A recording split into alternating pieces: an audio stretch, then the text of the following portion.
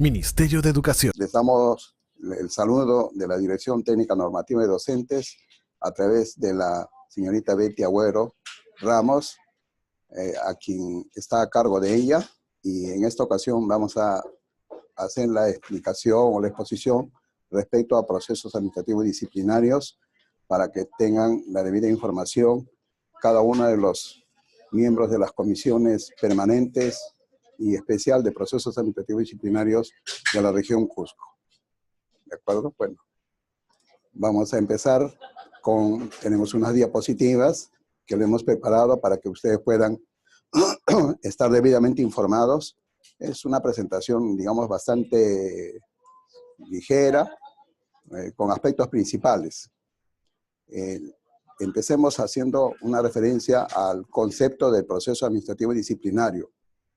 Esta la entendemos como el conjunto de actos y diligencias conducentes a la verificación de la existencia o no de responsabilidad administrativa de todo servidor público. En este caso hablemos de profesores, directores, subdirectores, personal jerárquico, especialistas en educación y también directores y jefes de gestión pedagógica y directores de UGEL. Entonces, ese es el concepto general. El siguiente. Este proceso administrativo disciplinario que tenemos vigente desde la existencia de la Ley de Reforma Magisterial tiene su normatividad, lo que implica que ya de aquí en adelante no debemos tomar en cuenta las disposiciones que existían anteriormente con la Ley del Profesorado, 24029, modificada por la 25212, y la Ley 29062, que era la Ley de la Carrera Pública Magistral. Hoy en día solamente trabajamos con la Ley de Reforma Magisterial y su reglamento. Tenemos a la 29944, que es la Ley de Reforma. Su reglamento, que es el Decreto Supremo 004-2013. Este reglamento también ya ha tenido algunas modificaciones, como el Decreto Supremo 07 del 2015, que modifica algunos artículos del reglamento de la Ley de Reforma. También tenemos al Decreto Supremo 017, que es el reglamento de la Ley 28988, que es el referido a que se reconoce a la educación básica como servicio público esencial. Este es su reglamento. Luego tenemos una resolución viceministerial 091-2015 Minedo, que regula normas de procedimiento de cómo se debe desarrollar el proceso administrativo disciplinario para profesores en el sector público. Llámese en todas las instancias de gestión educativa descentralizadas del Ministerio de Educación. Bien, entonces esta es la base legal. Siguiente. ¿Cuál es el alcance de este proceso administrativo disciplinario? El alcance es a las 4 áreas de desempeño laboral que están señaladas en la Ley de Reforma Magisterial, que ustedes ya la conocen: el área de gestión pedagógica, el área de gestión institucional, el área de gestión de formación docente, el área de gestión de innovación. Esas son las 4 áreas. Y el alcance es a todos los profesores nombrados, profesores contratados, profesores retirados y profesores contratados, pero que ya son retirados de la condición de contratos. Todos estos servidores o funcionarios están sujetos a un proceso de fiscalización hasta por un plazo de 10 años, desde que dejaron la función pública. Entonces, todos están sujetos a un proceso de seguimiento, y que en el transcurso de algunos años se pueda detectar o se pueda dilucidar algún problema que en el ejercicio de su función la incumplieron, eso será pues denunciado, investigado, procesado y sancionado conforme corresponde. A la siguiente.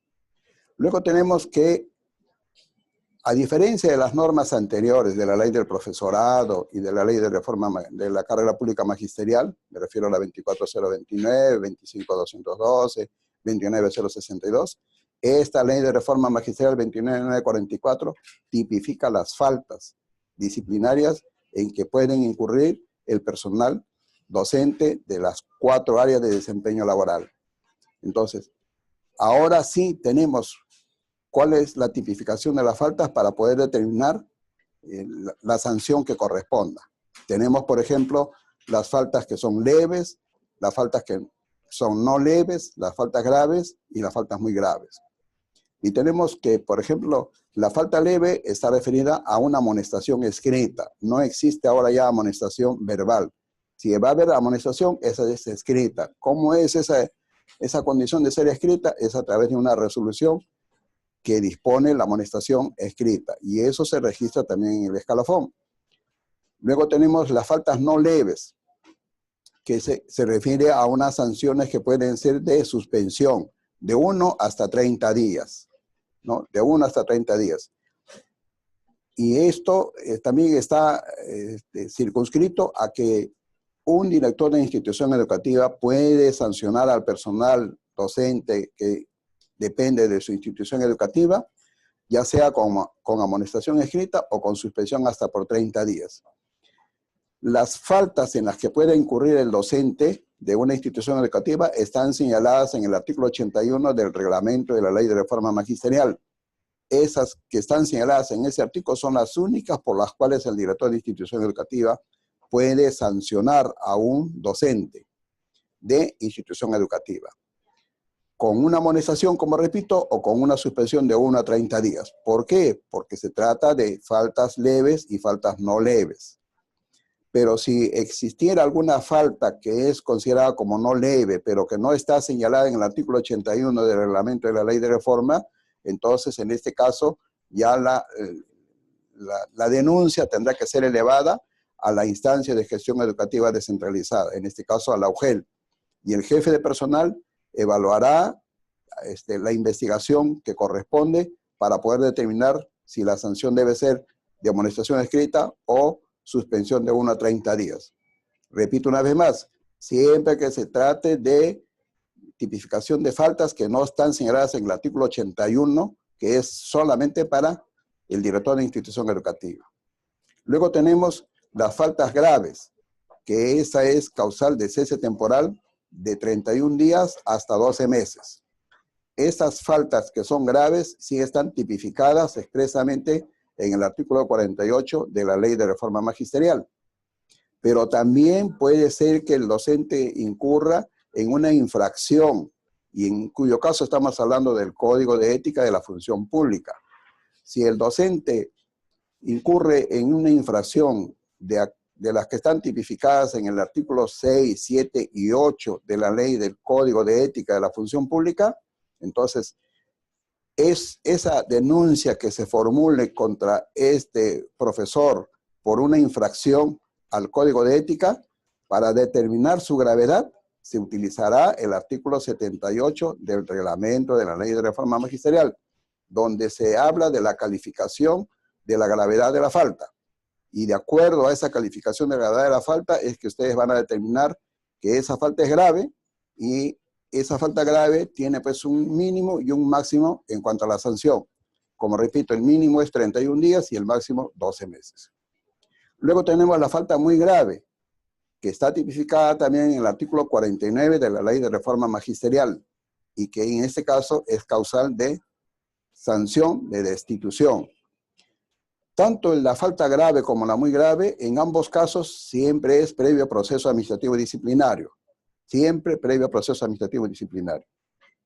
Entonces, tenemos las faltas que están tipificadas en el artículo 49, pero también se puede aplicar las infracciones que se puedan cometer, las señaladas en el Código de Ética de la Función Pública, repito, en los artículos 6, 7 y 8. Ahora, estos procesos administrativos disciplinarios se aperturan a través de una denuncia que se formula a la instancia de gestión educativa descentralizada, y que más adelante vamos a ver cómo se desarrollan estas denuncias. La siguiente. Luego tenemos acá que saber distinguir los conceptos respecto de la falta administrativa, de la infracción y del delito. La Ley de Reforma Magisterial habla de falta administrativa. El Código de Ética de la Función Pública habla de infracción. Y el Código Penal habla de delito. O sea, son tres conceptos diferentes. La falta administrativa implica que estamos hablando de que toda acción u omisión que contravenga las normas establecidas por la ley y su reglamento, llámese, estamos hablando de los deberes, de las obligaciones y de las prohibiciones, eso significa que si se incumple esas disposiciones legales, estamos en una falta administrativa. Y luego tenemos que decimos infracción a toda acción o omisión que vulnere los principios, deberes, prohibiciones establecidos en la ley del Código de Ética de la Función Pública. Esos, como repito, están señalados en los artículos 6, 7 y 8 del Código de Ética. Y el delito implica la acción que va en contra de lo establecido por la ley y que se castiga como por los hechos que se incurren, que son delitos y que están tipificados en el Código Penal. Entonces, el Código Penal regula todos los hechos en que incurre una persona y que están tipificados como ilícitos penales. A diferencia de lo que ocurre en lo administrativo, ahí solamente vemos nosotros lo que es falta administrativa o infracción. Y eso corresponde, en este caso, diríamos, al Poder Ejecutivo a través de las UGLs o de las DRE. Mientras que la denuncia por presunto delito es visto por el Poder Judicial a través del Ministerio Público, o sea, la Fiscalía y el Poder Judicial, en los supuestos de que están tipificado el delito. Entonces, estos tenemos que distinguirlos para no confundirnos en el procedimiento administrativo disciplinario propiamente dicho. Luego, la ley de reforma magisterial habla de medidas preventivas, habla de separación y de retiro. Y las características de estas medidas preventivas es que se aleja al profesor de cualquier institución educativa. El profesor es puesto a disposición de la DRE o de la UGEL. Y el profesor tiene impedimento para ejercer funciones en las áreas pedagógicas o de gestión institucional, lo que implica que va a hacer funciones administrativas. En este caso, a un docente que se separe, no se le suspende el pago de sus remuneraciones, sigue ganando sus remuneraciones, con la diferencia de las que corresponden por el ejercicio de la función. Si se tratara, por ejemplo, de un director, no va a ganar lo que corresponde por función de dirección, pero sí le corresponderá la remuneración que corresponde a su jornada laboral, a su RIN. Luego, esta separación o retiro culmina con la conclusión del proceso administrativo disciplinario o el proceso judicial. El periodo de tiempo que dura la medida de separación no constituye sanción ni tampoco de mérito. Eso significa que tampoco no se va a perjudicar en su tiempo de servicios, porque no se ha adoptado ningún tipo de sanción, solamente se ha aplicado una medida de separación preventiva para ventilar su situación. Si se le apertura proceso, entonces ya será lo que resulte del proceso disciplinario. Y si es de un proceso judicial, lo que resulte de la condena penal. Luego, acá también es importante que el jefe de personal o el que haga sus veces garantiza la prestación del servicio educativo. Es decir, si el profesor es separado o retirado de la institución educativa, el servicio educativo no se debe ver perjudicado. Y eso es responsabilidad del jefe de personal o de recursos humanos. Al siguiente. Ahora, acá tenemos cuáles son las causales para una separación preventiva. Esto está señalado en el artículo 44 de la Ley de Reforma Magisterial. Solamente se puede hacer separación preventiva por estos presuntos delitos en que puedan estar involucrados el profesor denunciado. Por delito de tráfico ilícito de drogas, por presunto delito de violación contra la libertad sexual, o con también el presunto hostigamiento sexual en agravio del estudiante, por hacer apología del terrorismo o delitos de terrorismo y sus formas agravadas, y por delitos de corrupción de funcionarios. O sea, por estas denuncias que exista contra un docente, una denuncia administrativa o una denuncia judicial, por estos presuntos delitos se separa preventivamente al docente. Y luego también señala el artículo 44, en los casos de actos de violencia contra derechos fundamentales de la persona, del patrimonio, que impiden el funcionamiento de los servicios públicos. Esto básicamente está en relación a los casos en las que de pronto hay una paralización de labores por una huelga y resulta que se incurre en violencia contra los derechos fundamentales de la persona o el patrimonio, me refiero a la institución educativa, a los locales públicos. Entonces, lo que está implicando es que está impidiéndose el funcionamiento normal de los servicios públicos. Estas son las únicas causales por las cuales se puede separar preventivamente a un docente. Por otras razones no se separa, se apertura proceso disciplinario, el profesor sigue laborando en su institución educativa hasta que termine el proceso disciplinario con la recomendación que diga la Comisión de Procesos. A la siguiente. ¿Cuál es el trámite para la medida preventiva? La denuncia administrativa o judicial es presentada a la institución educativa. Esa denuncia está debidamente motivada y razonada y tiene los documentos que son los que demuestran la evidencia de la denuncia que se está formulando. El director de la institución educativa de oficio emite la resolución de separación preventiva. O sea, el director tiene que emitir la resolución administrativa de separación preventiva y lo pone a disposición de la UGEL. Pero es el director que emite la resolución de la separación preventiva. El director de la institución informa al titular de la ADREA o la UGEL estos hechos. El jefe de personal de la ADREA o la UGEL asigna al funcionario del profesor separado, o sea, cumple con el servicio educativo, porque se debe de garantizar la prestación del servicio. A la siguiente. Ahora, en los casos de retiro, estamos hablando ya de hechos que ocurren en función a lo que está señalado en el artículo 48 y 49 de la Ley de Reforma. Procede el retiro, por ejemplo, según el artículo 48 de la Ley de Reforma, aquel docente que causa perjuicio al estudiante y o a la institución educativa. Aquel docente que ejecuta, promueve o encubre actos de violencia física, de calumnia, de injuria o difamación. Si ocurren algunos de estos hechos y hay una denuncia formal, debidamente motivada y sustentada y con las evidencias del caso, se hace el retiro del docente de la institución educativa. Y respecto al artículo 49, se procede al retiro del docente si es que éste incurre en actos de violencia o causa grave perjuicio contra los derechos fundamentales de los estudiantes, así como impedir el funcionamiento de los servicios públicos. Lo que ya hemos dicho anteriormente también.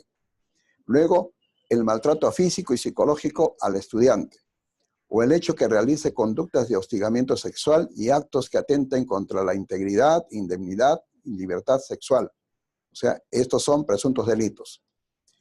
El hecho de que el docente concurra al centro de trabajo en estado de ebriedad o de drogas, o el inducir a los alumnos a participar en marchas de carácter político. O sea, en todos estos aspectos se hace el retiro del docente de la institución educativa, porque no es posible que un docente que incurre en una de estas faltas señaladas en el artículo 48 y 49 esté en contacto con niños y adolescentes de una institución educativa. Esa es la razón por la cual se hace el retiro sin que se perjudique sus, como hemos dicho, sus remuneraciones, sus funciones. La siguiente.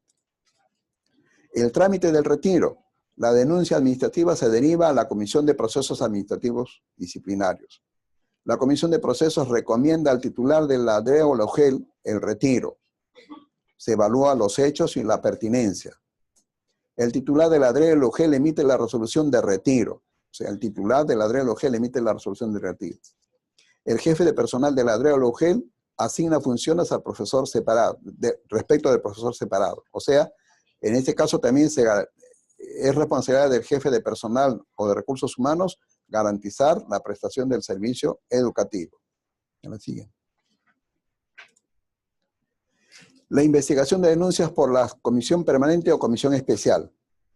La investigación de las faltas graves y muy graves que ameritan sanción de cese temporal de institución están a cargo de la comisión permanente o la comisión especial de la instancia de gestión educativa descentralizada.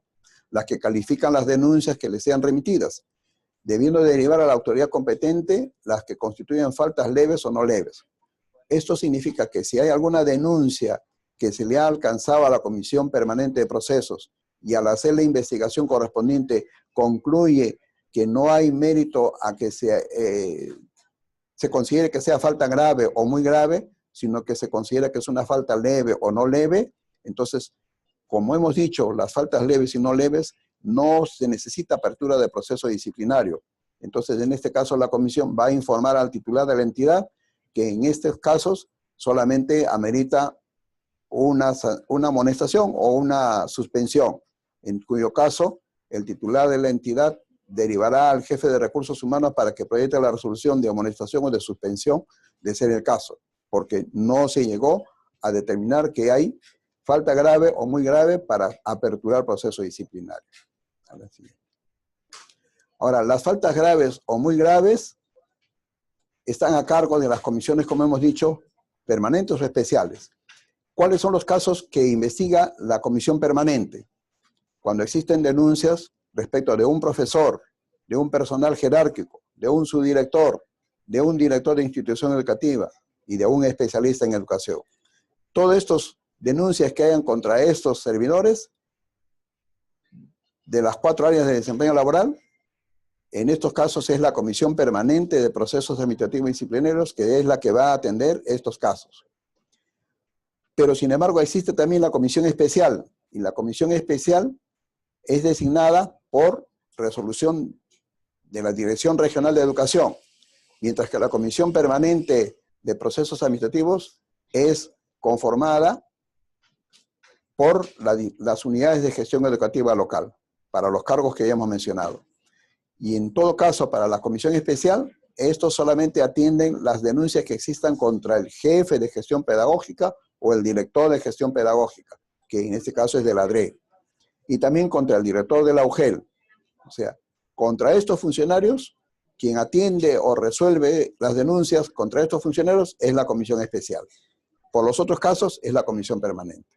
Eso se tiene que saber distinguir para no crear confusiones. Ahora ya no existe como en la norma anterior que se señala que para una comisión especial los miembros de la comisión tienen que ser del mismo nivel o jerarquía del denunciado. No, ya eso se ha desestimado, se ha suprimido ese tipo de condición. A la siguiente. Constitución y conformación de la comisión permanente. Acá primero tenemos a la comisión permanente. De acuerdo a la norma se señala que la conformación es obligatoria. Esta se hace a través de resolución directoral de la UGEL o de la DRE, siempre y cuando en la DRE tengan personas que hemos señalado que corresponde hacer proceso disciplinario a través de una comisión permanente.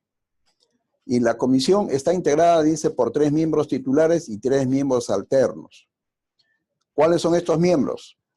El presidente es un representante de la DRE o de la UGEL.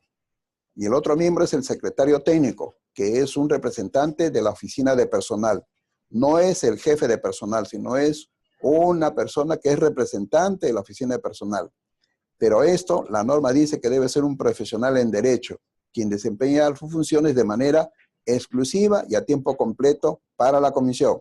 O sea, esta persona, que es el secretario técnico, que es un abogado, es la única persona que se va a encargar de manera permanente y de manera exclusiva a atender todas las denuncias, todos los procesos administrativos y disciplinarios aperturados. Él es el que va a emitir el proyecto de informe de la comisión permanente y lo hará conocer a los otros miembros de la comisión. Y el tercer miembro es el representante de los profesores que es elegido entre los docentes nombrados de la jurisdicción, o sea, de la UGEL o de la DRE. Pues estos son los 3 miembros que son titulares y que a su vez tienen también alternos. La siguiente. Características. Bueno, no, la siguiente. No, esta es la comisión especial. Ya tenemos ahora acá la conformación de la comisión especial. La comisión especial también es obligatoria la conformación. Y se hace mediante resolución directoral de la Dirección Regional de Educación.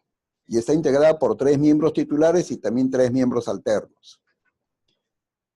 Los miembros son el presidente, que es el director de gestión pedagógica, que es el presidente de la comisión especial, y tiene sus 2 especialistas en educación, siendo uno de ellos el secretario técnico. Esto se ponen de acuerdo los 3 para decir cuál de los 2 especialistas va a ser el secretario técnico. Pero como el secretario técnico no es un abogado, entonces la norma dice que la comisión especial puede asesorarse de los profesionales que resulten necesarios para el cumplimiento del debido proceso. Puede ser pues un abogado, si es que la denuncia es un problema legal.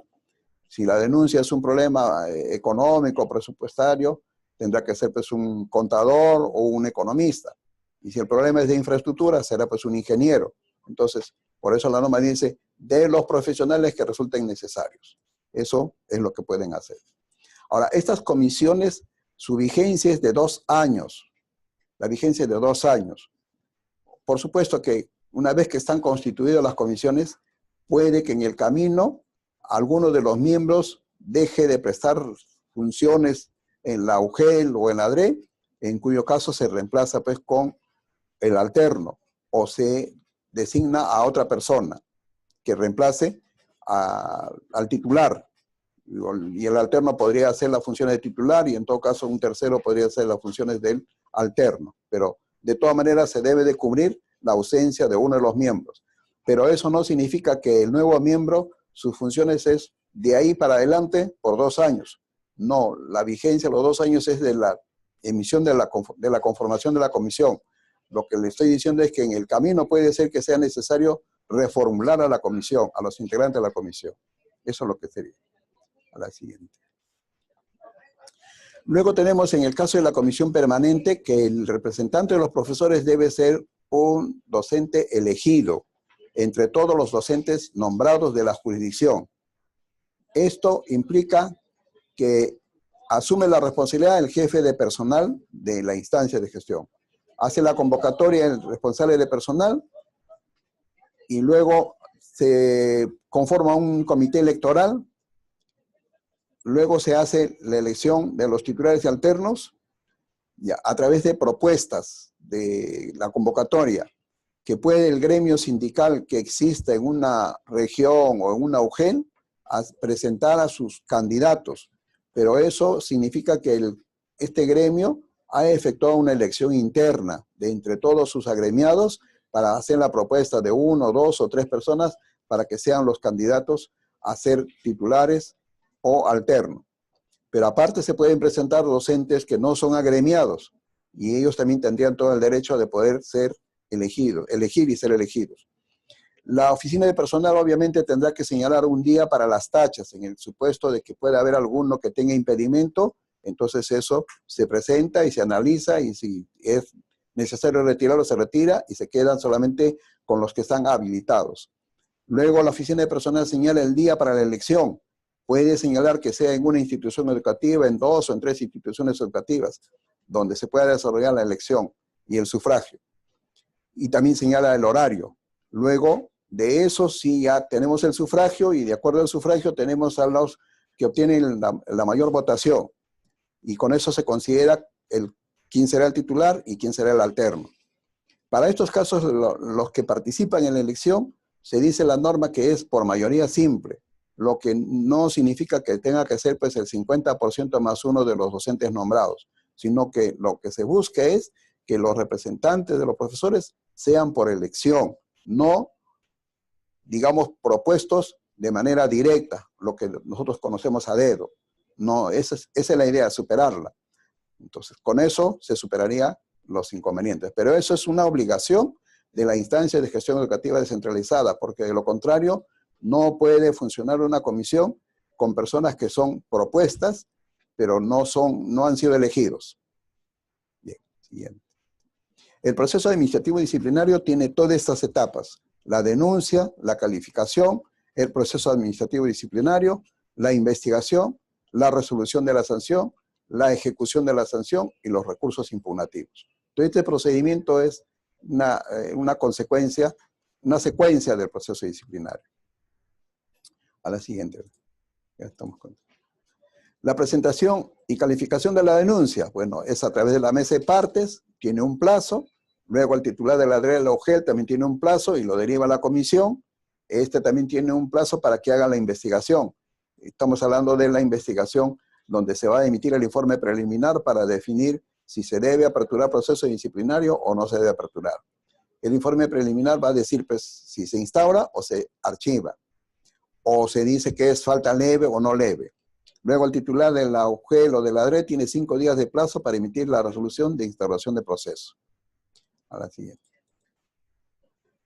El inicio y plazos del proceso administrativo. Una vez que ya tenemos la resolución de instauración, tenemos que la notificación de la resolución de la instauración. Y a partir de la debidamente notificado el procesado, va a correr el plazo de los 45 días que tiene la comisión para emitir su informe final. Notifican al procesado y tiene el procesado 5 días para hacer sus descargos. Si no le alcanza los 5 días, puede pedir una prórroga de unos 5 días adicionales, pero tiene que ser por escrito. Y luego de los descargos, la comisión tiene 40 días para que pueda emitir su informe final, recomendando la sanción o la absolución. Y luego el titular de la DRE o la UGEL tiene 5 días de plazo para emitir la resolución de la sanción o absolución. Si el titular de la entidad no está de acuerdo con lo que recomienda la Comisión Permanente de Procesos, él tendrá que hacer su informe singular para que diga, expresando los motivos y las razones por qué debe ser una sanción mayor o por qué debe ser menor. Eso queda a criterio del titular de la entidad si es que no estuviera de acuerdo con lo que recomienda la Comisión. La siguiente. Luego, de todos los casos de denuncias por faltas graves o muy graves, como tenemos en cuenta que la sanción, por ejemplo, por falta grave, que es de cese temporal de 31 días a 12 meses, entonces, para determinar la gravedad de la falta, tenemos el artículo 78 del reglamento de la ley de reforma, donde le señala 9 criterios para los cuales ustedes puedan señalar la gravedad de la falta en la que ha incurrido el docente. Puede que sea de 1 o 2 o 3, o de pronto podría ser las 9 causales que se señala en este artículo 78. Pero eso es lo que les va a determinar a ustedes para calificar la gravedad de la falta. Si es grave o muy grave. Y de acuerdo a ello también van a determinar el mínimo o el máximo, o una sanción intermedia. Eso depende de lo que acuerden los 3 miembros de la comisión. Por eso se habla de un cuerpo colegiado. La siguiente. Ahora, es importante que este proceso administrativo tenga el debido procedimiento, o sea, se cumpla con los principios del derecho administrativo, del procedimiento sancionador, el debido proceso, o sea, el derecho a que los procesados tengan la oportunidad de hacer los descargos correspondientes, de presentar las pruebas que sean necesarias, y también la comisión aplique el principio de legalidad, de razonabilidad, y así todos los principios, para que no exista, digamos, razones por las cuales se anule una sanción porque no se ha cumplido con el debido proceso. La legalidad, por ejemplo, implica que se señale expresamente cuál es la falta que está tipificada y cuál es el artículo y el literal que corresponde de acuerdo a la ley de reforma magisterial, porque ahora eso está debidamente señalado en la ley de reforma, en los artículos 48 y 49, y en los artículos 6, 7 y 8 del Código de Ética. Una vez que se emite la resolución de la sanción, estas resoluciones se ejecutan. Su ejecución es inmediata. Ni bien se notifica al procesado, a partir del día siguiente se ejecuta la sanción. Puede que el docente interponga recursos impugnativos, pero la interposición de recursos impugnativos no va a interrumpir la ejecución de la sanción. La sanción de todas maneras se tiene que cumplir, ya sea el cese temporal o la destitución. El administrado podrá interponer los recursos impugnativos que crea necesario, ya sea reconsideración o apelación, pero la sanción de todas maneras se ejecuta porque la ley de reforma magisterial, la ley de procedimientos administrativos, hasta la ley de servicio civil, todas estas normas señalan que las resoluciones de sanción tienen carácter ejecutorio. La siguiente. Luego tenemos la prescripción y conclusión. En el proceso administrativo disciplinario existe solamente la prescripción, mas no existe la caducidad. Y en todo caso nosotros hablamos de conclusión, que significa que la comisión permanente tiene 45 días de plazos improrrogables para que emita su informe final, recomendando la sanción o la absolución. Pero la prescripción radica básicamente en el hecho de que una vez que la comisión hizo su informe preliminar y hace conocer al titular de la UGEL o de la DRE que el profesor X ha incurrido en una falta y que es pasible de cese temporal, entonces, porque está señalando que ha incurrido en las faltas la que corresponda. Entonces, como ese informe preliminar tiene una fecha que es cierta, o sea, indica un día, mes y año, a partir de esa fecha, el titular de la UGEL tiene el plazo de 1 año para poder emitir la resolución de apertura de proceso administrativo disciplinario. Si por alguna razón, justificada o no, no emita la resolución de apertura de proceso y se le venció el año, entonces en ese caso estamos en la prescripción de la acción. Pero esa prescripción es a petición de parte, como también puede ser de oficio, pero generalmente es a petición de parte. Pero como ahora la ley de reforma magisterial dice que una vez que se emite el informe final, el titular de la UGEL tiene 5 días de plazo para emitir la resolución de la apertura de proceso disciplinario, entonces prácticamente no existe razón alguna para que pueda haber la prescripción. Menos la caducidad. Generalmente se suele decir que cuando la comisión permanente no emite su informe final a los 45 días, eso está implicando que el proceso ha caducado. Y eso no es cierto, porque la caducidad tiene que ser expresa. Ningún tipo de caducidad, ya sea administrativa o civil o penal, es solamente porque considero que el plazo se venció. No, tiene que ser expreso. Y en este caso, en las normas que tenemos, la ley de reforma y su reglamento, ni la ley de servir, hablan de caducidad. Por esa razón, no existe caducidad en un proceso administrativo disciplinario.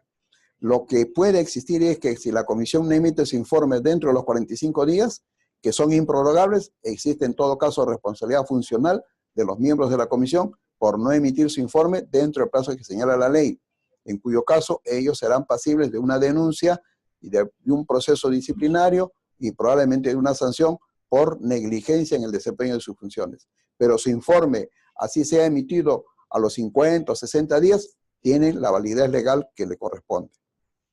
La conclusión del proceso, bueno, ya hemos dicho, son los 45 días. Eso es, no hay caducidad. La siguiente. La inhabilitación, la suspensión o el cese temporal implica la inhabilitación para el ejercicio de la función docente por el término de la sanción.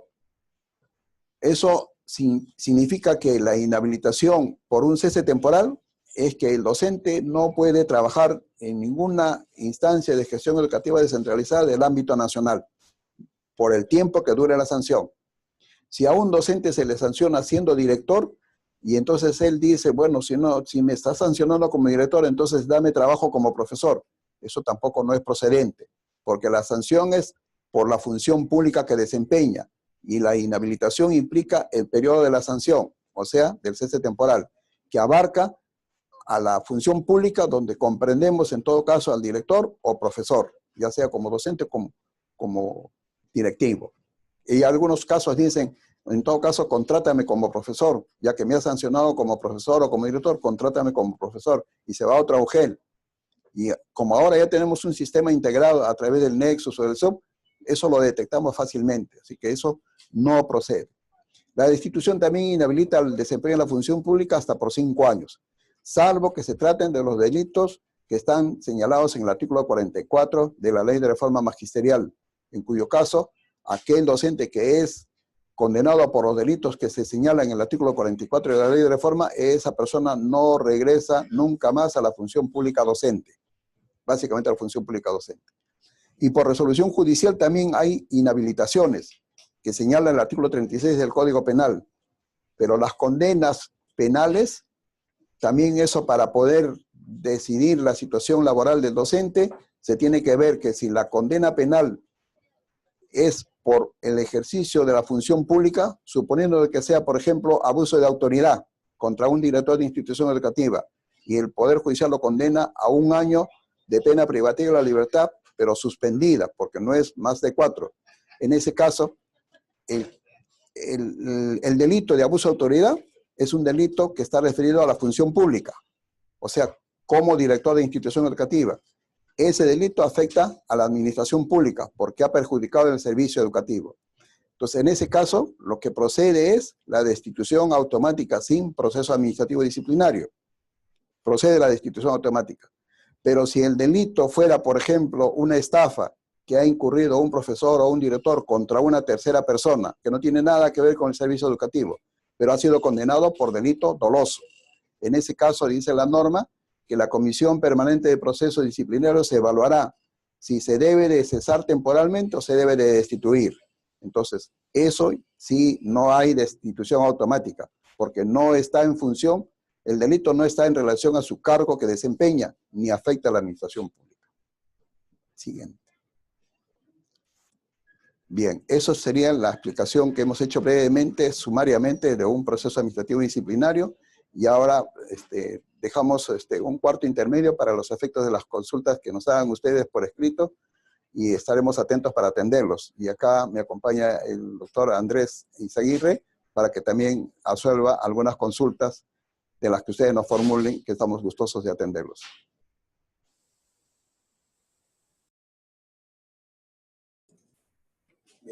Bien, reanudando nuestro diálogo, ahora vamos a atender las consultas que ustedes nos vienen formulando. Pero también invitamos a todos aquellos que crean necesario hacerlo a través del micrófono, puedan hacerlo para poder atender de manera directa a sus consultas. ¿De acuerdo? Bueno, vamos a empezar contestando a la Ugel Canchis, que ha hecho la pregunta donde dice: aquellas personas que hayan cometido un delito de violación antes de la vigencia de la ley 29.988 y que están rehabilitados, ¿es procedente la destitución? Bueno, la respuesta es que sí es procedente, porque ya la ley 29.988 y también el Tribunal Constitucional ha señalado de que todas aquellas personas que han cometido delitos contra la libertad sexual están con condenas ya consentidas y han cumplido la sanción y que ahora han accedido a prestar servicios a la función pública docente. Lo que esta ley señala es de que ningún docente que haya sido condenado por delitos contra la libertad sexual puede ingresar o reingresar a la función pública. Por esa razón es que se ha decidido, a través de la información que nos ha enviado la RENAJO, la destitución automática sin proceso administrativo disciplinario. Y esa es la razón por la cual se está cumpliendo este mandato.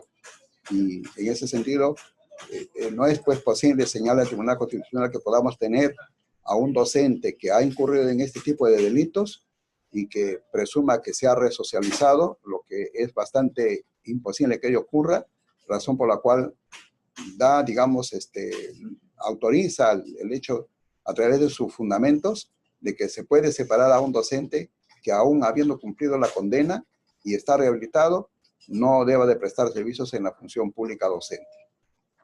Bien. Siguiente pregunta. Bien, la Ugel Paruro pregunta: ¿quién resuelve el recurso de reconsideración? ¿Será la Comisión de Procesos Administrativos o la Ugel, teniendo en cuenta que la sanción, que la que sanciona es la Comisión de Procesos? Bien, en el marco del tubo de la 27444 establece que el recurso administrativo de reconsideración es uno de los dos a través del cual quien se siente afectado con un acto administrativo que considera ha sido lesivo puede manifestar el derecho de contradicción. Entonces, este recurso es presentado ante la instancia que expidió el acto administrativo. Entonces, si es la UGEL la que emite la resolución de sanción, obviamente, previo informe final de la Comisión Permanente de Proceso Administrativo Disciplinario, en este caso el docente tendrá que interponer su recurso de reconsideración ante Mesa de Partes de la UGEL, la cual será remitida a la Comisión Permanente para que pueda volver a reexaminar, obviamente adjuntando la nueva prueba que establece el tubo de la 27444. Bien, tenemos ahora una pregunta de la Ugel Paruro. Dice: ¿cómo se configura el abandono de cargo de un docente? Bueno, acá tenemos que ver que la norma señala de que la inasistencia, el abandono de cargo a través de la inasistencia injustificada por más de 3 días consecutivos o más de 5 días no consecutivos en un periodo de 2 meses, eso significa que hay un abandono de cargo y que constituye una falta grave que amerita el proceso disciplinario y la sanción correspondiente de cese temporal.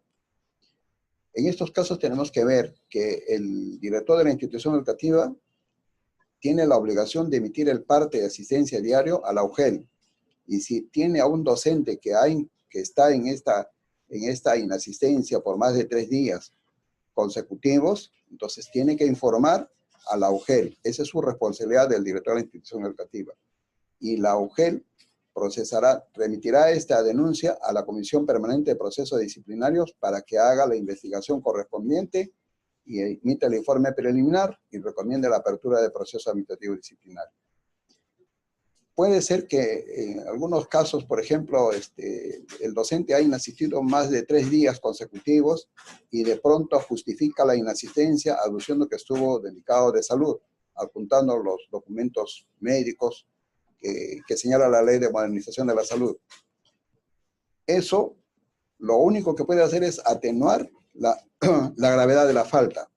Pero si el docente no informó en su debida oportunidad antes del 4.º día, entonces ya incurrió en la falta administrativa disciplinaria. Ya la falta está cometida, aun cuando después la justifique. La justificación lo único que va a hacer es atenuar la sanción que se le puede aplicar, pero no se puede obviar de cumplir con el proceso disciplinario administrativo correspondiente y señalar la sanción que le corresponda. Que probablemente sea la mínima, será pues de 31 días, pero eso de todas maneras ya está ya establecido. Bien, Ugela Comayo pregunta, directores, sanciones en primera instancia con cese temporal, su apelación es en servir, ¿de cuánto tiempo es? Bien, si hablamos de una sanción de cese temporal, se infiere a priori que esa ha sido impuesta previa recomendación de la Comisión Permanente de Proceso Administrativo Disciplinario de UGEL. En ese contexto, el docente que es sancionado con esta medida disciplinaria y decide interponer el recurso de apelación, esta tiene que ser presentada ante mesa de partes de la instancia que expidió el acto, la cual tiene 10 días hábiles para poder elevar todo lo actuado al Tribunal del Servicio Civil. Es decir, a partir del 1 de junio de 2016, el Tribunal del Servicio Civil tiene competencia nacional absoluta en materia de régimen disciplinario para conocer los recursos de apelación.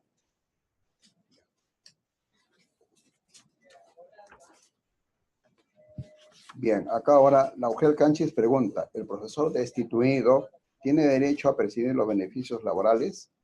Bueno, el profesor que es destituido, de acuerdo a su tiempo de servicios que ha prestado, tiene derecho a que se le paguen los beneficios sociales que le correspondan, ya sea la asignación de 2 o 3 por 25, por 30 años, o la compensación por tiempo de servicios. Y si tiene derecho a pensión de cesantía o de jubilación, también tendrá derecho a los beneficios laborales y sociales que le correspondan, porque la destitución es una sanción a la función pública, donde, a través de la cual se le destituye y cesa de la función pública, pero por el tiempo de servicios que ha prestado, tiene derecho a los beneficios sociales que le corresponden. Bien, Laugel Canchis pregunta, ¿cómo se configura el abandono de cargo de un docente? Bien, en el marco de la ley de la reforma, el artículo 48, literal E, el cual fue modificado con la 30.541, establece que la ausencia injustificada, ¿sí?, la inasistencia injustificada del profesor a su centro de trabajo por más de 3 días consecutivos o 5 días discontinuos en un periodo de 2 meses, configura, obviamente, un presunto abandono de cargo, el cual tiene que ser investigado por el órgano colegiado correspondiente, que es la Comisión Permanente de Proceso Administrativo Disciplinario, por cuanto, ¿sí?, de configurarse esta presunta falta, la medida disciplinaria a imponer es un cese temporal entre 31 días hasta 12 meses. Y dicha medida disciplinaria es competencia, en este caso, para ser impuesta a través de la Comisión Permanente de Procesos Administrativos Disciplinarios para Docentes. Bien, Laugel Canchis pregunta, reiteramos que el docente presentó el certificado médico en su descargo cuando ya estaba con proceso instaurado. Como repito, puede que el proceso ya esté instaurado y estando en proceso se presentan los certificados médicos que tratan de justificar la inasistencia del docente.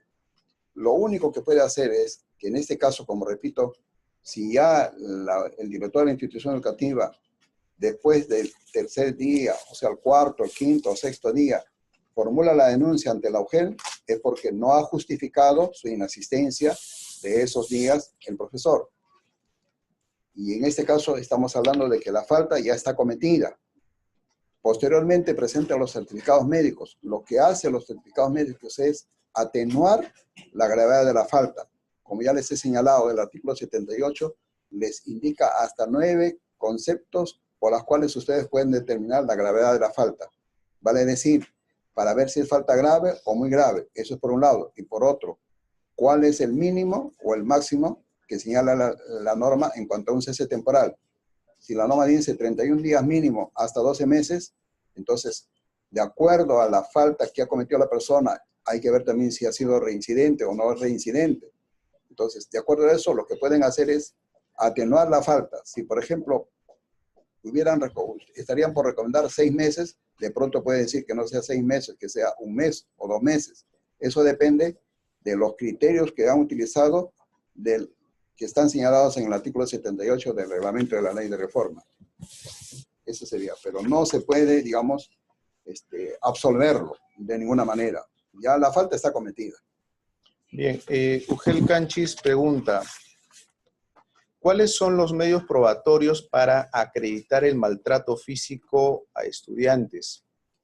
Bien, en este caso, cuando hablamos de un maltrato físico, hablamos de un hecho tangencial, es decir, un hecho que es evidenciable y demostrable, digamos, a la sola vista. Pero se necesita necesariamente para esto que si el director de la institución educativa recepcionó, ¿sí?, este hecho, esta comunicación, esta denuncia, dentro de las 24 horas tiene que poner en conocimiento de la autoridad policial o representante del Ministerio Público, quien dispondrá en el acto que este menor estudiante pase una evaluación médica, ¿sí?, a través del Instituto de Medicina Legal. Es decir, va a poder contar con un reconocimiento médico legal, el cual debe de ser recabado y obviamente es el medio de prueba idóneo y por excelencia para poder acreditar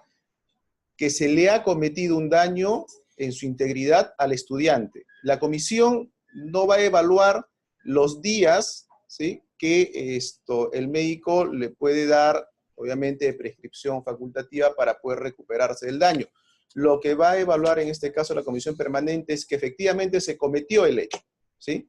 Y eso es sobre lo cual va a versar el informe final y la recomendación de la imposición de la medida disciplinaria, obviamente habiendo valorado ya el artículo 78, que es la calificación y gravedad de la falta. Bien. Seguimos entonces. Ahora tenemos acá una consulta que formula la UGEL Paroro.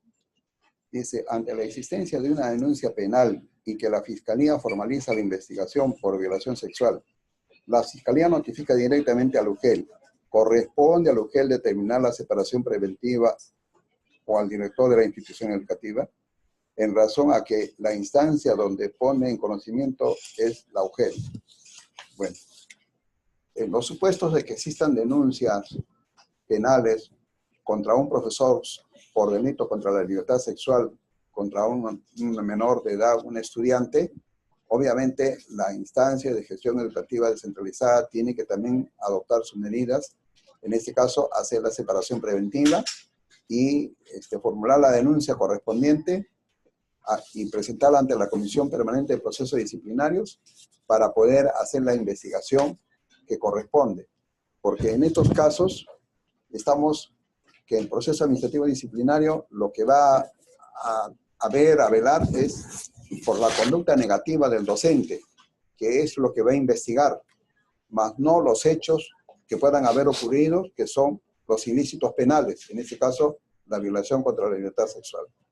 En estos casos puede ocurrir que la Fiscalía resuelva archivar la denuncia porque no se ha, digamos en este caso, consumado el acto, o sea, la violación. Pero nosotros, como repito, lo que tenemos que procesar es la conducta negativa, lo que significa que todos los actos negativos en los que ha incurrido el docente como por ejemplo, el manoseo, los besos, los tocamientos en las partes íntimas, todo eso es una conducta negativa, que no significa que está consumado el acto, o sea, el delito, porque la violación puede que no haya ocurrido, pero como ha ocurrido todos los hechos previos a ello, a Dios gracias no ocurrió el acto de violación, esa conducta negativa es lo que nosotros administrativamente vamos a investigar y procesar y sancionar. Y como eso implica falta muy grave, en este caso procede la destitución del docente. Y luego, si el docente trajera la resolución de la Fiscalía donde ha dispuesto el archivamiento y solicita que se deje sin efecto la destitución, eso tampoco procedería, porque nosotros hemos desarrollado el proceso administrativo disciplinario en relación a la conducta negativa del procesado, más no a los hechos que son materia de un delito. Y que si bien es cierto, el Poder Judicial ha decidido el archivamiento, pero eso no quita a que la persona haya incurrido en todos los actos que significa el incumplimiento de sus deberes, de sus obligaciones, de sus prohibiciones y de los principios del derecho administrativo y también los principios de la educación.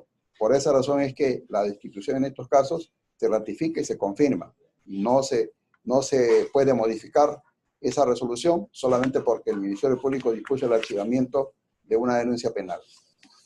Bien, Ugel Quispicanchi, pregunta, ¿cómo se registra la sanción de cese temporal al docente contratado si no tiene escalafón?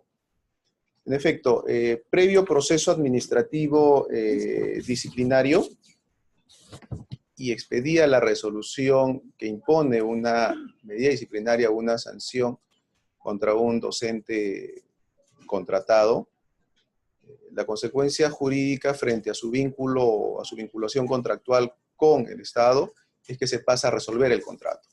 Entonces, la pregunta radica en ¿dónde se va a registrar? La PCM, ¿sí?, ha implementado un registro nacional de sanciones, despidos y destituciones. Entonces, en cada instancia de gestión educativa descentralizada, debe de contar con un servidor designado, ¿sí?, a través de resolución directoral para que sea quien registre, ¿sí?, valga la redundancia, en este registro todas las sanciones respecto a servidores que mantienen vinculación con la entidad, ¿sí? Entonces, obviamente, será en este Registro Nacional de Sanciones, Despidos y Destituciones, a cargo de la Presidencia del Consejo de Ministros, donde se proceda a registrar la medida disciplinaria impuesta contra este docente contratado. Bien, continuando entonces absorbiendo algunas consultas, queda abierto si hay de parte de alguno de ustedes que quiera hacer la consulta de manera directa a través del micrófono, pueden formularla nomás. Nosotros estamos aquí para poder atenderlos porque tenemos todavía algo de tiempo para poder estar conectados con ustedes. Bien, tenemos acá una consulta de la Ugel Paruro. A nivel de Ugel, dice, la Comisión de Procesos Administrativos cuenta con una denuncia de violación sexual. A nivel administrativo, ¿qué medios probatorios son suficientes para sancionar administrativamente, en razón de que el proceso penal puede durar muchos años? Bueno, acá tenemos casos de que existe una denuncia penal y esa denuncia penal se puede tener conocimiento de ella. Con los argumentos que se señalan en la denuncia penal es suficiente como para poder aperturar proceso administrativo disciplinario, porque ahí se está demostrando cuáles son los pormenores de la falta administrativa. Aparte de los testimonios y de los testigos que también puedan emitir su declaración, como también al testimonio que se le pueda tomar a la víctima. Por supuesto que eso siempre teniendo en consideración la indemnidad del denunciado, de la víctima. Y solamente eso se puede hacer por una sola vez. Pero ahí, a través de las manifestaciones que se puedan tomar, del testimonio que puedan dar algunas personas, es prueba suficiente como para poder llevar a cabo el proceso administrativo y disciplinario. porque no podemos estar esperando que se desarrolle el proceso penal para ver si se debe de aperturar proceso disciplinario o no. Como en muchos casos, las UGELs están considerando de que no puede aperturar proceso administrativo mientras no termine el proceso penal, o por lo menos la Fiscalía formule la denuncia penal. Eso no es correcto, porque una cosa es el trabajo que desarrolla la Fiscalía, que lo que ven ellos es el delito a través de los hechos que han existido, mientras que nosotros vemos solamente la conducta negativa, o sea, el incumplimiento de los deberes, de las obligaciones, de las prohibiciones. También es importante que se sepa de que hay casos en los cuales plantean la figura del non bis in idem. Esto significa que para que exista el non bis, tienen que los tres indicadores existir en ambos casos, tanto en lo administrativo como en lo penal. Vale decir que los actores son los mismos, eso es correcto. Los hechos también son los mismos, en ambos casos, en lo administrativo y en lo penal. Pero los fundamentos para poder determinar la sanción administrativa del delito, los fundamentos sí son diferentes. Tienen que ser diferentes. Mientras en lo penal lo que va a ver el fiscal es los hechos que han generado la consumación del acto delictivo. Nosotros no vamos a ver los hechos, sino lo que vamos a ver es la conducta negativa respecto de esos hechos que esta persona ha incurrido. Como repito, todos los pormenores de un ilícito penal que son previos para que se consume el acto, en este caso, por ejemplo, la violación contra la libertad sexual.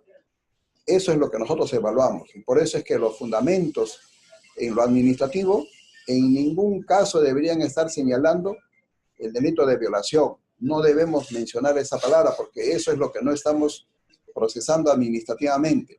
Lo que estamos procesando es la conducta negativa frente a un docente que hace tocamientos indebidos, que hace manoseos, que hace besos, y en fin, todos los hechos que hay por los cuales ha cometido la persona, y en todo caso puede haber consumado el acto delictivo, como no. Por eso, repito una vez más, vemos solamente la conducta negativa del docente. Eso es lo que vemos, no vemos delitos. Por eso que no va a haber nunca la figura del non bis en el proceso administrativo disciplinario. Bien, Ugel Paucartambo pregunta, cuando hay falta de 3 o 5 días, ¿es necesario que el director presente el informe y el cuaderno? Bien, cuando hablamos de la inasistencia injustificada, realmente lo conocen como falta, tiene dos connotaciones, ¿sí? Una respecto al pago de remuneraciones y otra respecto a la consecuencia jurídica como configuración de una falta administrativa. Entonces, cuando hablamos que son 3 inasistencias, tendría repercusión sobre lo primero, ¿sí? Que obviamente el director tiene que informar, ¿sí?, a la instancia de gestión educativa descentralizada a efectos de que se proceda a realizar, ¿sí?, el no pago por esos días no laborados. Porque no hay que olvidar que ya lo indica que la remuneración es la contraprestación al trabajo efectivo realizado.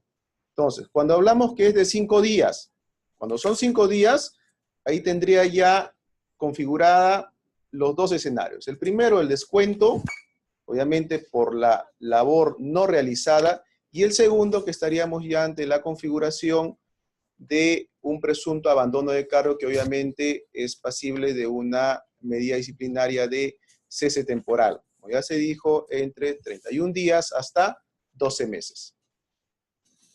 Bien, acá se señala también una pregunta donde se dice que los recursos de apelación hoy en día tratándose de resoluciones que son de sanción de medidas disciplinarias, son vistos por el Tribunal de Servicio Civil a nivel nacional.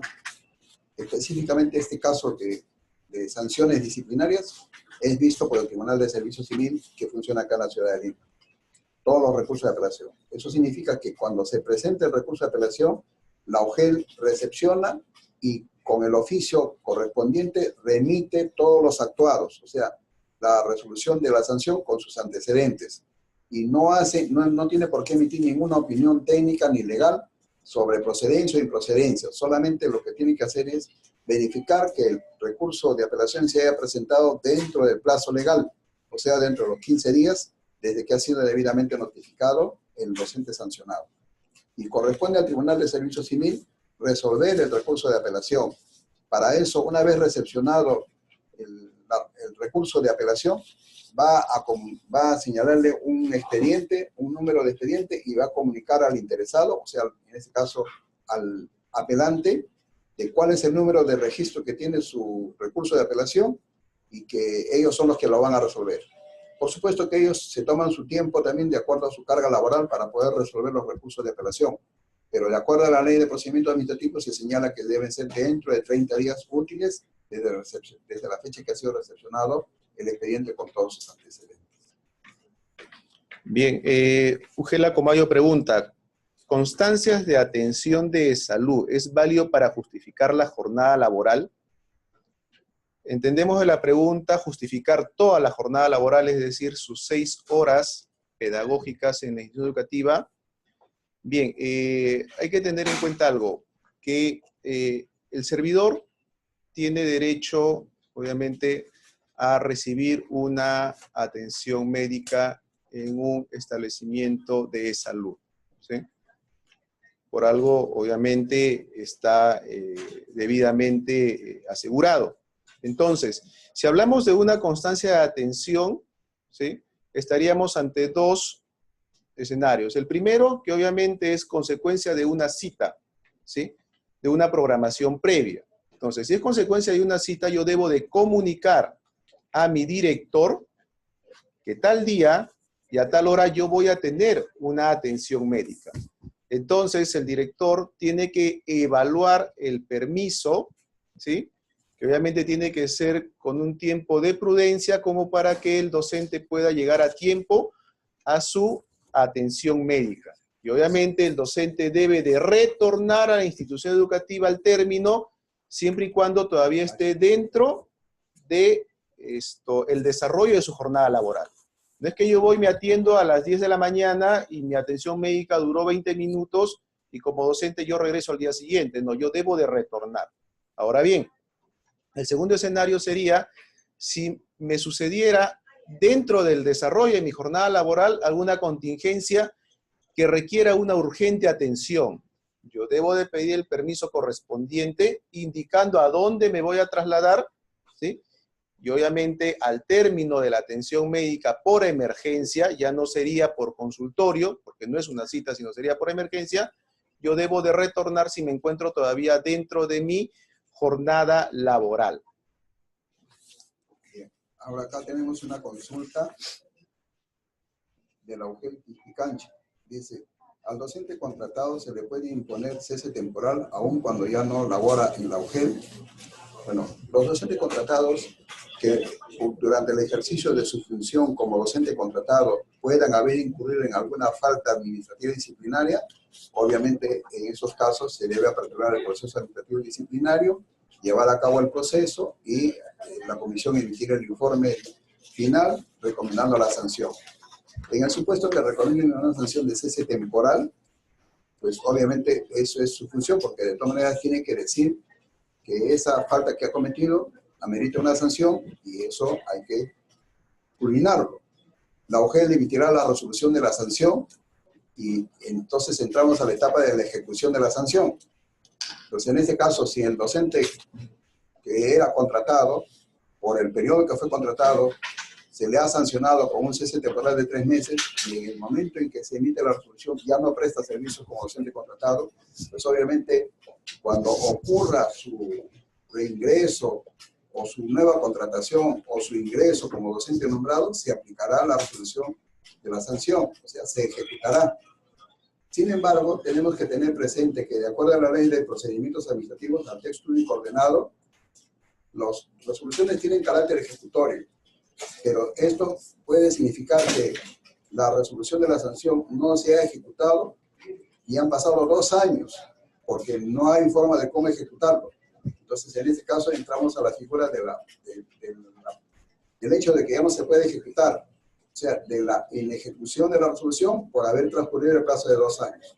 Solamente en ese caso es en la cual no se podría cumplir con la ejecución de la resolución.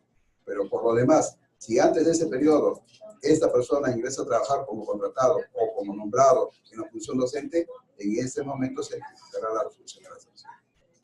Bien, Ugel Chumbivilcas pregunta, un docente contratado ha cometido actos delictivos de tocamientos indebidos a varias alumnas de la institución educativa que elabora, citándoles a su domicilio con el pretexto de recuperar sus calificaciones. ¿Cuál es el procedimiento? Bien, efectivamente estamos ante una falta muy grave, como lo establece la ley de reforma magisterial, el artículo 49, pasible de una destitución. Y obviamente el procedimiento, como ya se ha indicado, es que se ponga en conocimiento dentro de las 24 horas de haber conocido el hecho, ¿sí? El director de la institución educativa debe de proceder con la imposición de la medida de separación preventiva.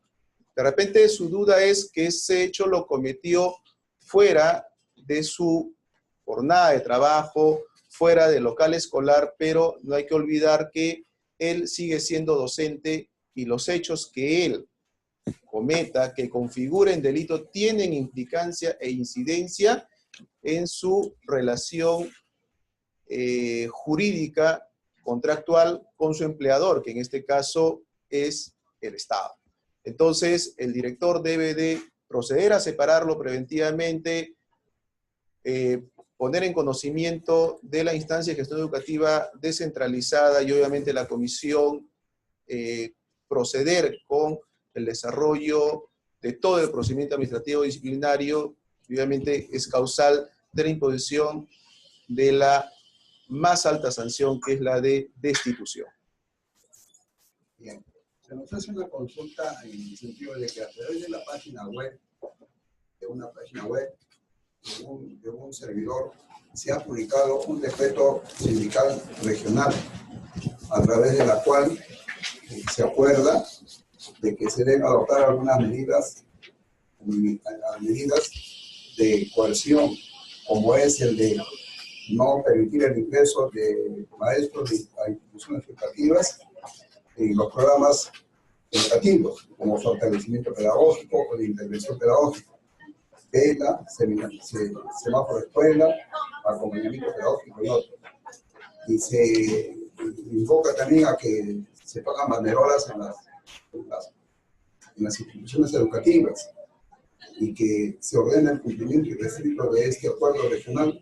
Tenga atención a que el Ministerio de Educación no ha publicado el informe respecto a que se señale cuál debe ser el incremento de las remuneraciones del personal docente de acuerdo a la primera escala en función a la UIT al año 2021.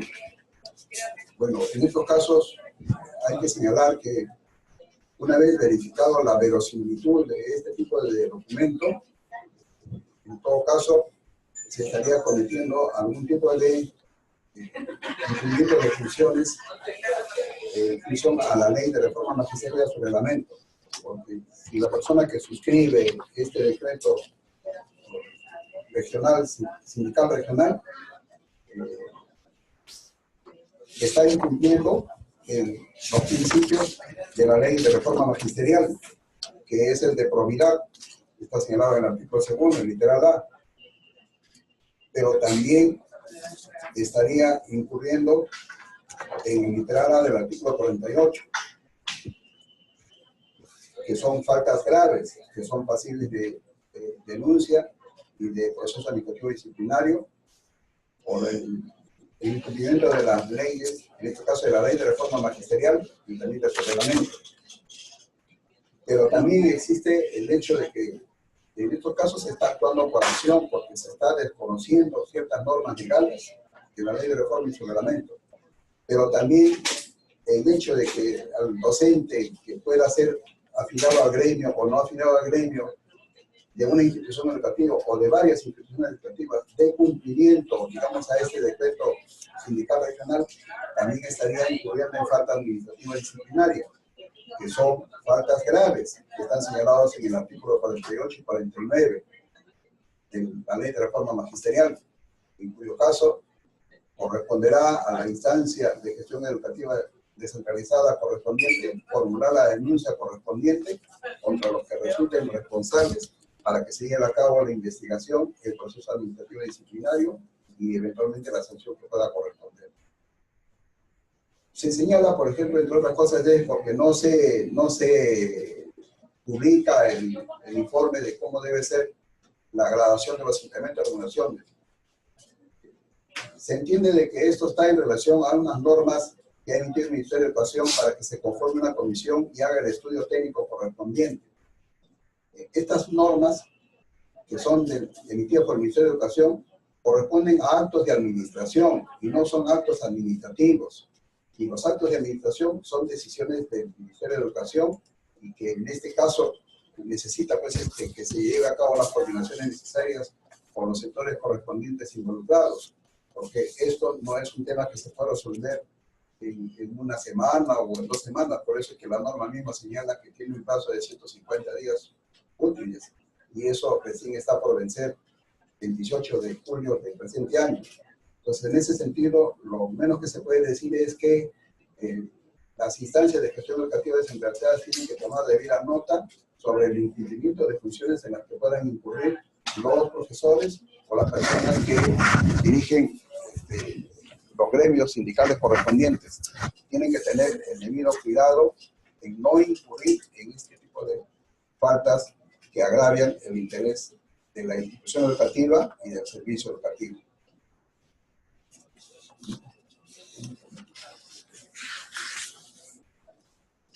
Bien.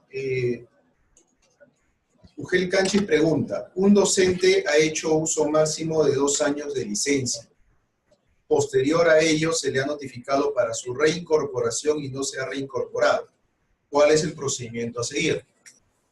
Obviamente, se infiere de la pregunta que es una licencia de 2 años sin goce de haber por asuntos personales. Entonces, obviamente, al término de los 2 años de la vigencia de la resolución, porque obviamente tiene que ser reconocido como acto resolutivo correspondiente, ¿sí? Y el docente no comunica su reincorporación, ¿sí?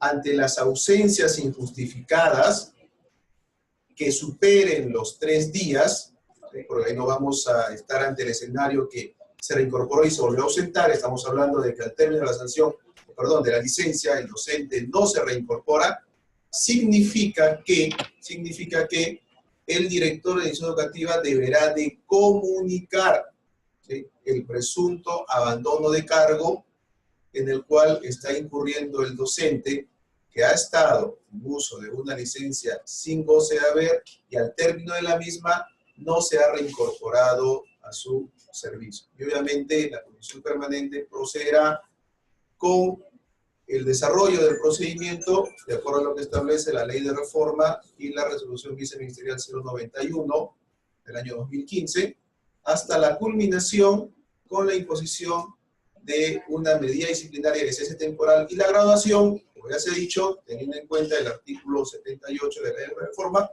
el reglamento puede ir desde 31 días hasta 12 meses. Bien, vamos a hacer una pequeña pausa y volvemos nuevamente para poder atender algunas consultas que tengan ustedes adicionales.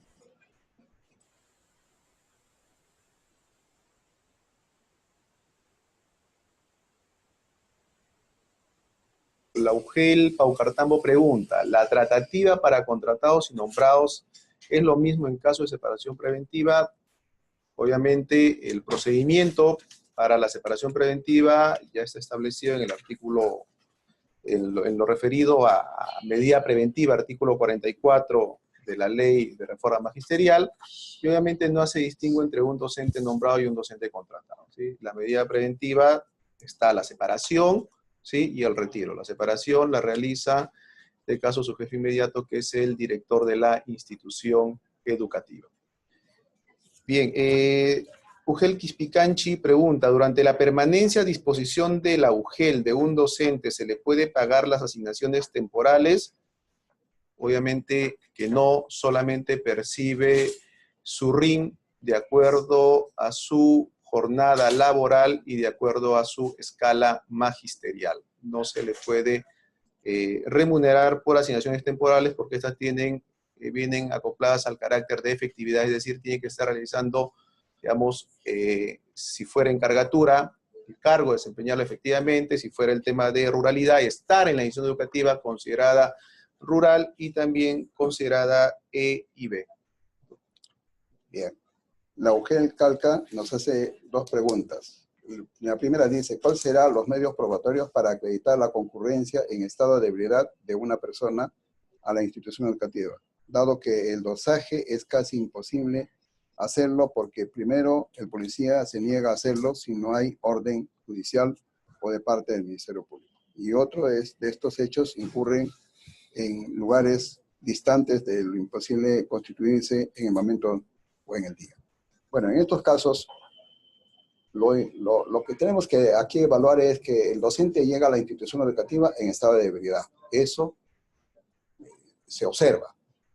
Lo que en todo caso el director de la institución educativa es que puede inmediatamente convocar a su CONAI y luego levantar un acta en presencia del docente y de los miembros del CONAI para determinar o establecer el estado en que se encuentra el docente. Y eso, con el testimonio que den las personas que están ahí presentes, tenemos suficiente prueba como para poder identificar el estado de ebriedad en que se encuentra el docente. No solamente se refiere porque beba licor, sino también de casos que consumen drogas. Entonces, en esos casos es lo que la ley señala de que constituye falta muy grave el que venga un docente en estado de ebriedad o de haber consumido licor o drogas.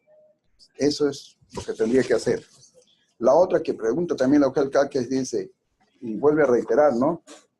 Se refiere a docentes que han sido denunciados por abandono de cargo y han sido procesados y sancionados hasta por 6 meses. Pero esta persona presenta posteriormente sus certificados médicos. Entonces, en este caso, lo que tendría que hacer el docente sancionado es presentar recurso de reconsideración, presentando los certificados médicos que van a significar que la sanción que se le ha impuesto, en este caso, con una nueva prueba diferente de la que ya presentó anteriormente, o que no presentó, pero que ahora está presentando, lo menos que puede hacer es atenuar la sanción disciplinaria que se le ha aplicado. En todo caso, puede reducirse de 6 a 31 días o algo más, pero se tomaría en cuenta de acuerdo a los documentos que ha presentado, y que eso la Comisión de Procesos Disciplinarios la tiene que evaluar, o sea, el documento nuevo que ha presentado. Pero vía el recurso de reconsideración se puede resolver, atender su petición. Claro que aquí el problema nace en el sentido de que la persona de pronto, hasta que se resuelva el recurso de reconsideración, ya se cumplió la sanción de los 6 meses. Y si se le baja a 31 días, entonces el docente va a solicitar que se le pague las remuneraciones que se le han descontado. En esos casos tenemos que tener presente que de acuerdo a la ley del Sistema Nacional de Presupuesto, no podemos nosotros pagar remuneraciones por días que no se han trabajado. Y obviamente en este caso estamos en esas circunstancias. En todo caso, el docente tendrá que ejercer su derecho ante las instancias correspondientes para que se logre que se le pueda pagar las remuneraciones dejadas de percibir, porque en este caso habría se habría ejecutado una sanción contra su voluntad, o sea, por un periodo mayor del que se le está reconociendo, se le está imponiendo ahora. Pero todo eso son circunstancias que se tendrán que analizar administrativamente y eventualmente en la vía judicial. Luego tenemos acá una pregunta, esta de acá. Tenemos una pregunta acá de la UGEL Paruro, donde dice, asesoría legal de la UGEL Cusco, tomar en cuenta esta opinión para las acciones en contra de Ernesto Mesa, quien firma el decreto sindical regional. Bueno, ligeramente ya un poco les he comentado, ¿no? Frente a hechos como este decreto sindical regional que ha sido publicado en una página web, obviamente lo primero que se tiene que hacer es acreditar la verosimilitud de ese documento y de la persona que lo suscribe. Si eso está acreditado, entonces en este caso sí estaríamos en un problema de incumplimiento de funciones de parte de la persona que lo suscribe por los acuerdos que adopta en el decreto sindical regional. Y en ese caso se tendría que formular la denuncia correspondiente, que será pues la instancia de gestión educativa descentralizada o la dirección regional. Y esa se tiene que analizar, investigar a través de la comisión permanente, determinar y probar los hechos respecto de la persona que suscribe, que sería diferente a la persona o al docente de institución educativa que ejecuta las medidas que están señaladas en este decreto sindical regional, cuya falta en el caso de un docente de institución educativa o de varias instituciones educativas, la responsabilidad es diferente. El incumplimiento de las funciones, en este caso de los principios, de los deberes, de las obligaciones y de las prohibiciones que están señaladas en la Ley de Reforma Magisterial y en su reglamento, como también en el Código de Ética, serán analizados por la Comisión Permanente de Procesos Disciplinarios. Pero que se adopten las medidas que se están señalando en el decreto sindical regional, obviamente constituye falta por acción y por omisión. Y del que suscribe el documento estaría actuando por acción, porque está incumpliendo normas legales y reglamentarias, en este caso de la Ley de Reforma Magisterial y su reglamento. Entonces, eso tendrá que ser analizado por las comisiones permanentes de procesos administrativos disciplinarios. Bien. Laugel Quispicanchi pregunta, ¿cuál es la sanción que corresponde a directores y docentes que a pesar de haber sido notificados siguen haciendo uso de un día libre por semana? Este caso es en el nivel secundario. Bueno, hay que entender que la jornada laboral para el nivel secundario, en jornada escolar regular, ¿sí?, es de 30 horas. Obviamente son horas del plan de estudio y horas extracurriculares. Se recomienda siempre que la comisión de cuadro de horas conformada en la UGEL al momento de revisar los proyectos que remiten de cada institución educativa, vea de que el docente distribuya su jornada de trabajo de lunes a viernes. Es decir, por eso es que no debería, ¿sí?, de existir en una UGEL que tenga una institución educativa del nivel secundario en donde sus docentes, ¿sí?, cuenten con un día libre a la semana. Ahora bien, en el supuesto de que esto sea así, tendríamos que evaluar el segundo escenario que establece el literal E del artículo 48, ¿sí? Inasistencia injustificada por más, o en todo caso por 5 días discontinuos en un periodo de 2 meses. Ya el director de institución educativa tendrá que informar, en este caso, a la instancia de gestión educativa descentralizada. Los docentes deben de permanecer de lunes a viernes en su institución educativa. No existe día libre a la semana, como obviamente se empleaba como praxis en la ley de profesorado, que lo utilizaban pues para trasladarse a una entidad bancaria, en este caso Banco de la Nación, para poder cobrar sus saberes. Ahora sabemos pues que el Banco de la Nación ha implementado con cajeros multired a nivel nacional. En el distrito más alejado existe un cajero que te atiende las 24 horas del día. Es decir, puedo yo ir y retirar mis haberes sin la necesidad de apersonarme físicamente a ventanilla para poder cobrar o realizar algún tipo de trámite. Bien, finalmente, amigos, invitamos a que cada uno de ustedes llene las encuestas para tener esta información acá en el Ministerio de Educación. Bueno, no nos queda más que agradecerles por su participación en esta videoconferencia, de la cual hemos tratado temas relativos a procesos administrativos disciplinarios. Les agradecemos mucho su participación y ya nos estaremos comunicando en otro momento. Siempre las consultas formulen al correo que tenemos también señalados ahí al final de la diapositiva. Gracias. Buenas tardes. Gobierno del Perú. El Perú primero.